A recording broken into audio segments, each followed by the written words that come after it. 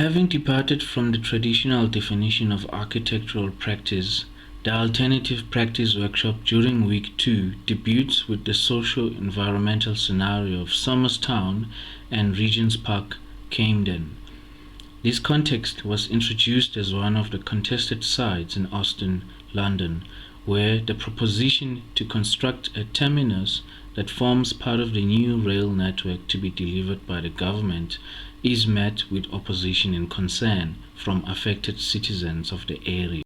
This conflicted meeting of interests comprised of the appointed company to implement the design of the new station and the organizations and alliances on behalf of the community and affected amenities sets the scenario as representative of the paradigm being put forward by alternative practice pedagogy. For the architect, meaningful practice today calls for a broader approach where multiple interests, concerns, and ambitions are constituents of the environment he or she must address.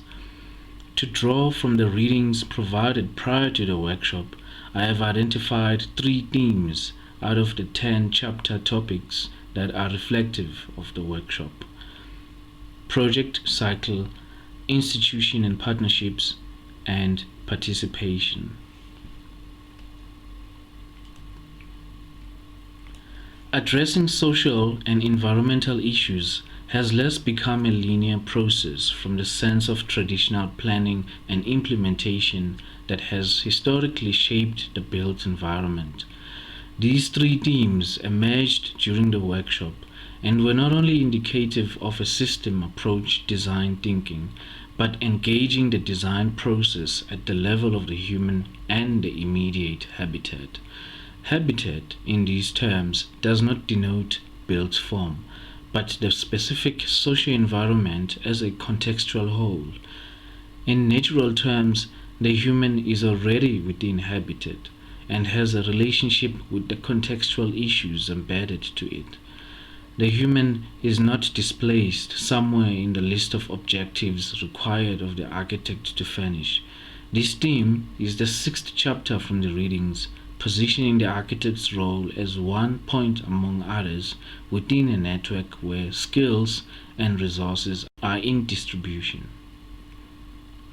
With that being said, it is not that the existing context is in limbo awaiting the diagnosis of design, but that design enters an ongoing distribution to catalyze redistribution from any point in the system.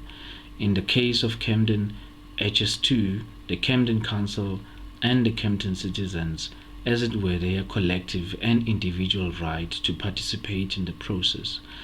Participation maintains partnerships between these sectors, allowing a hand-by-hand engagement as the project develops over a series of interdependent stages towards common objectives.